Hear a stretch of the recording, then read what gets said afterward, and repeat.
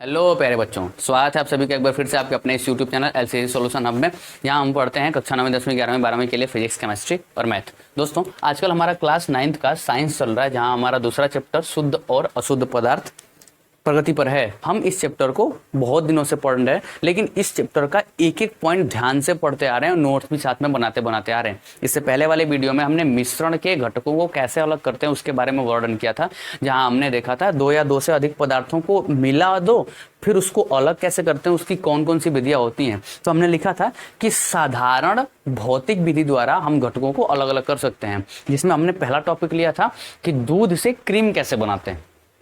याद है आपको? यदि अभी तक आपने हमारे उस पिछले वीडियो को नहीं देखा है तो ऊपर आई बटन पर क्लिक करके हमारा पिछला वीडियो आसानी से देख सकते हैं। अब थोड़ी सी बात कर लीजिए। पिछले वीडियो में हमने ये पढ़ा था कि किसी भी दूध को एक बर्तन में ले लीजिए, उसको गर्म कर लीजिए, फिर ठंडा होने के लिए छोड़ दीजिए। जब गर्म दूध ठंडा हो जाता है तो आप उसको मथ दो, मथनी यूज कर सकते हो आप। वहां से मथ करके क्रीम ऊपर आ जाती है और क्रीम को निकाल लेते हो बाहर और दूध शेष बच जाता है। तो इस प्रकार से दूध से क्रीम को अलग कर सकते हैं। फिर हमने बात करी थी कि मिट्टी के तेल को जल में डाल दो तो उसको अलग अलग कैसे करते हैं।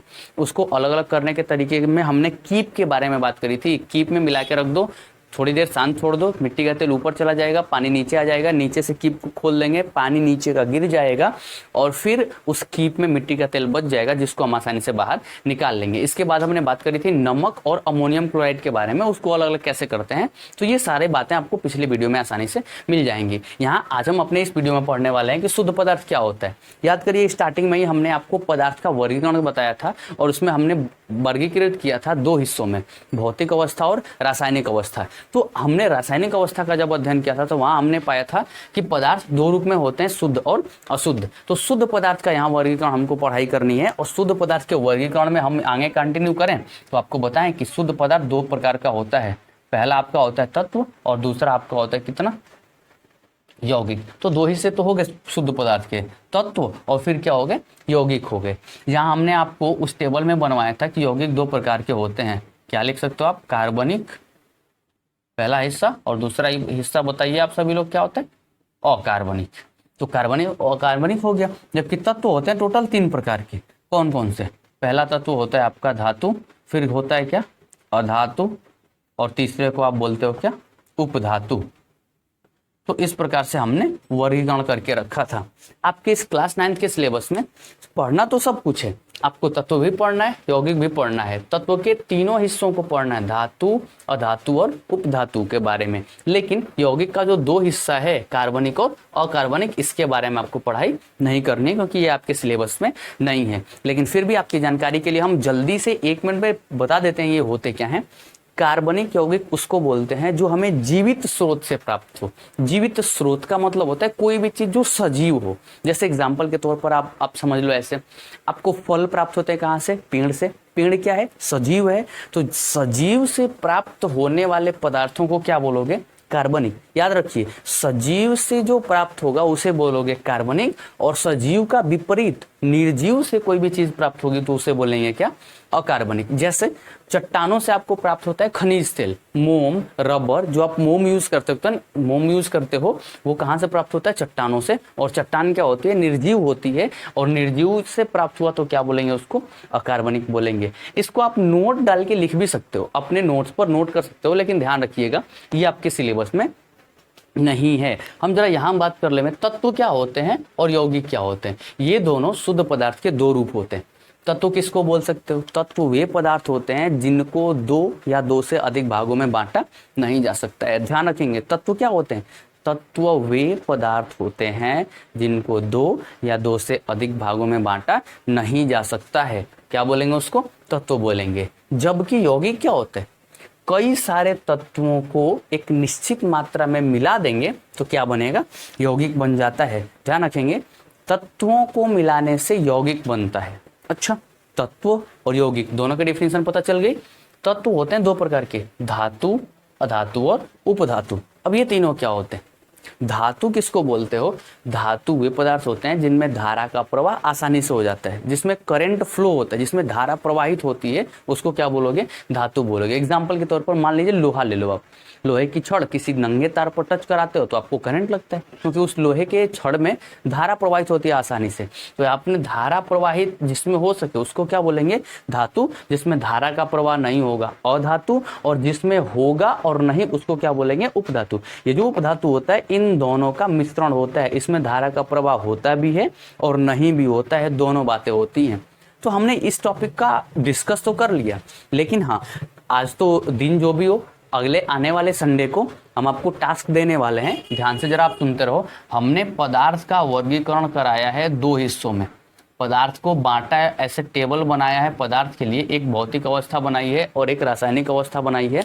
इन भौतिक और रासायनिक अवस्थाओं से बना हुआ जो टेबल है, आप वो नोट्स पर कंप्लीट करोगे और उस नोट्स का फोटो क्लिक करके मुझे पर्सनल व्हाट्सएप मैसेज करोगे 9532963653 पे। फिर मैं आपको सजेस्ट करूंगा कि आपका नोट्स प्रॉपर बन पा रहा है या आपने नोट्स बनाने में कोई गलती करी है। ध्यान रखेंगे, इस पदार्थ का जो आपने वर्गीकरण किया है, इस वर्गीकरण को ध्यान रखेंगे, इस वर्गीकरण को आप क्लिक कर लोगे फोन से फोटो और इस नंबर पर सेंड करोगे। फिर मैं आपको बताऊंगा कि आपके नोट्स अच्छे तरीके से बन पा रहे हैं कि नहीं बन पा रहे। क्योंकि ध्यान रखिएगा दोस्तों, आपके नोट्स ही हैं जो आपको 1 साल तक अपने साथ में लेकर के चलना है। जब तक परीक्षा समाप्त नहीं होगी तब तक आपको अपने नोट संभाल के रखने हैं। और यही नहीं, परीक्षाएं समाप्त भी हो जाएंगी तो यह नोट्स आपके बहुत काम में आने वाली है। और मेरे द्वारा दिया गया कंटेंट इतना बेस्ट है कि आप किसी भी एग्जाम में बैठोगे, इससे प्रश्न तो निश्चित तौर पर आएंगे। तो चलिए, संडे के दिन का टास्क पता चल गया। इसका फोटो क्लिक करना है पदार्थ के वर्गीकरण का और इस नंबर पर टेक्स्ट कर देना है, व्हाट्सएप कर देना है। ठीक है दोस्तों, तो चलिए हम क्लास को आगे बढ़ा लेते हैं। नंबर नोट कर लीजिए, आप ये टॉपिक नोट कर लीजिए, फिर हम एक एक की डिफिनीशन फटाफट से आपको लिखा देते हैं। कर लिया नोट? तो आइए हम वर्गीकरण कर लेते हैं तत्व के बारे में और यौगिक की डिफिनीशन। हमने ऐसे बोल के समझ तो लिया, पर लिखित तौर पर लिखेंगे कैसे वो जरा फटाफट से ध्यान में रखते हैं। आप बता दो, धातु कितने प्रकार के होते हैं?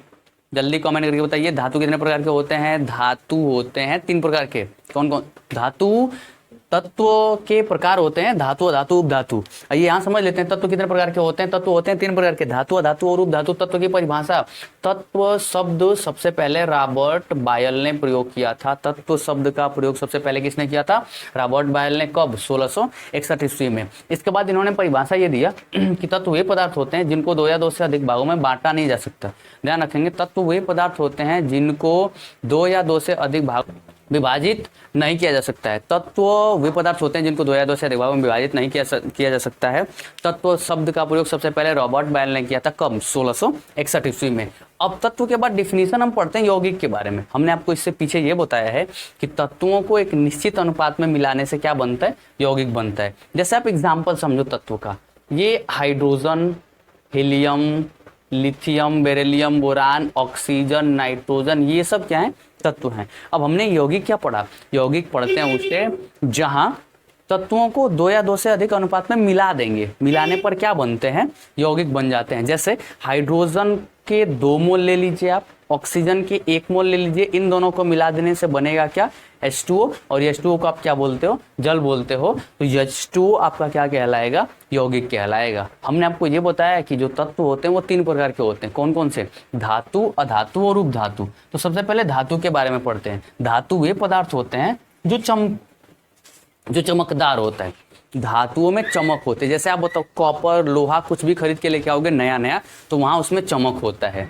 और वो धातु क्या होती है? कठोर होती है। जबकि तीसरी पॉइंट क्या है इससे? धातु अघात वर्धनीय होते हैं। अब अघात वर्धनीय का मतलब ये होता है कि आप उसको जितना पीटते जाओगे, हथौड़े से उस पर प्रहार करोगे, वो और भी फैलता जाएगा। जैसे मान लीजिए लोहार क्या करता है? लोहे को पहले गर्म करता है, गर्म करके हथौड़े से पीटता है। तो जैसा जैसे वो हथौड़े से पीटता जाता है उसका आकार बढ़ता जाता है। तो वो टूटता नहीं है, वो बढ़ता जाता है, बढ़ता जाता है। तो यदि वो बढ़ता गया तो उस गुण को क्या बोलते हो? अघात वर्धनीय कहते हैं। टकराने पर क्या निकलेगी? आवाज निकलेगी। अब बताओ 2 लोहा ले लीजिए, जैसे टकराइए, आवाज निकलेगी, कंफर्म है। तो जिसमें आवाज निकली वो क्या होगा? आपका धातु होगा। फिर नेक्स्ट पॉइंट है तन्य होते हैं। तन्ने मतलब क्या होता है? जिसको खींच खींच करके तार बनाया जा सके उसको तन्ने बोलते हो। जिसको खींच करके तन्ने कर सकते हो, तार बना सकते हो, उसे आप बोलोगे धातु। धातु वे पदार्थ होते हैं जिसको खींच करके आप क्या कर सकते हो? लंबे तार बना सकते हो। और नेक्स्ट और सबसे इंपॉर्टेंट पॉइंट ये कि धातु ताप व विद्युत के सुचालक होते हैं। सुचालक का मतलब होता है जिनमें करंट प्रवाहित हो सके, जिनमें आसानी से धारा बह सकती है, उसको आप क्या बोलते हो? सुचालक बोलते हो। तो जितने भी धातुएं होती हैं वो सब विद्युत के सुचालक होती हैं। हमने पढ़ाई करी है, चमकदार होंगे, चमकीली होती हैं, कठोर होते हैं, घातवर्धनीय होते हैं, और इनको टकराने पर क्या बोलते हैं ये लोग? आवाज करते हैं। जैसे एग्जांपल के तौर पर लोहा, चांदी, तांबा, सोना। अब लोहा को टकराओगे आवाज होगा, लोहा कठोर होगा, लोहे को पीटोगे तो फैलता जाएगा, और ज्यादा पिघला दिया जाए इसको और खींचोगे तो लंबा तार बन सकता है। तो ये आपकी प्रॉपर्टी होती है धातु की। नेक्स्ट, अधातु क्या होता है? तत्व का दूसरा रूप। अधातु क्या होता है? अधातु के बहुत सारे रंग होते हैं। रंग के बाद ये ताप व विद्युत के कुचालक होते हैं। अर्थात कुचालक मतलब इनमें धारा का प्रवाह नहीं होगा। कुचालक किसको? जिसमें धारा का प्रवाह नहीं होगा। सुचालक में जिसमें धारा का प्रवाह होगा। दोनों एक दूसरे के अपोजिट हैं। ये आघातवर्धनीय नहीं होते हैं, इनमें करंट प्रवाहित नहीं होता है। जैसे एग्जाम्पल के तौर पर आप ले लो लकड़ी। लकड़ी में क्या धारा प्रवाहित होती है? लकड़ी में करंट आता है? नहीं आता है। क्या लकड़ी को पीटोगे तो वो फैलता जाएगा? बिल्कुल भी नहीं। लकड़ी को जैसे ही पीटोगे वो बीच से क्या होगा? टूट जाएगा। वो घात सहन नहीं कर सकते हैं, इसलिए उसको क्या बोलते हैं? आघातवर्धनीय नहीं है, और इनको टकराने पर कोई भी आवाज नहीं होती है। एग्जाम्पल ले सकते हो लकड़ी, रबर, प्लास्टिक। अब बताओ, यदि प्लास्टिक को टकराते हो तो क्या उसमें आवाज होगी? बिल्कुल भी आवाज नहीं होगी। ठीक है। उपधातु किसे बोलते हो? जो धातु और अधातु दोनों का गुण प्रदर्शित करता हो, जिनमें करंट प्रवाहित भी हो और नहीं भी हो, जिन्हें टकराने पर आवाज करे और नहीं भी करे, जो आसानी से खींचे जा सकते हैं, जिन्हें पीटने पर फैल भी सकते हैं, टूट भी सकते हैं, उसको क्या बोलते हो? उपधातु बोलते हो। एग्जाम्पल आप ले सकते हो सिलिकॉन और जर्मेनियम का। दोस्तों, इन्हीं टॉपिक के साथ साथ हम अपने इस दूसरे चैप्टर को आसानी से समाप्त कर लेते हैं। हमने इससे पहले वाले चैप्टर में जहां हमने पढ़ा था पदार्थ क्या होते हैं, पदार्थ का पूरा वर्गीकरण किया था पहले चैप्टर के बारे में, हमारे आसपास के पदार्थ। यदि अभी तक आपने हमारे उस पहले वाले वीडियो, पहले चैप्टर के सारे वीडियो को नहीं देखा है तो आप डिस्क्रिप्शन में जाइए, वहां आपको मिल जाएंगे पहले चैप्टर के सारे वीडियोस।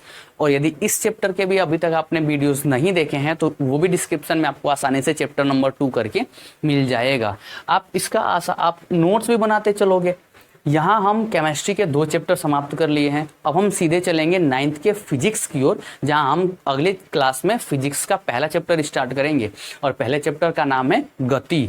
तो हम अगले टॉपिक पर पढ़ेंगे कि गति क्या होती है।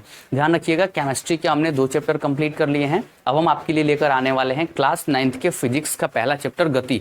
हम तीनों क्लास 9th में जो साइंस है वो 3 हिस्सों में बटी हुई है, फिजिक्स, केमिस्ट्री और बायो, मतलब रसायन विज्ञान, भौतिक विज्ञान और जीव विज्ञान। तो हमने केमिस्ट्री के 2 चैप्टर कंप्लीट किए हैं। फिर अगले लेक्चर में हम पढ़ेंगे फिजिक्स के चैप्टर्स को, और फिजिक्स के कुछ चैप्टर को पढ़ने के बाद हम तुरंत आपको बायो भी पढ़ाना स्टार्ट कर लेंगे। तो आप इन दोनों चैप्टर का नोट्स तैयार कर लीजिए, और जो आपको टास्क दिया गया है संडे के दिन जो सेंड करने वाला, वो जरूर याद रखिएगा। अब आप इतना स्क्रीनशॉट ले लीजिए, फिर हम आपसे मिलेंगे अगली वीडियो में। तब तक के लिए जय हिंद।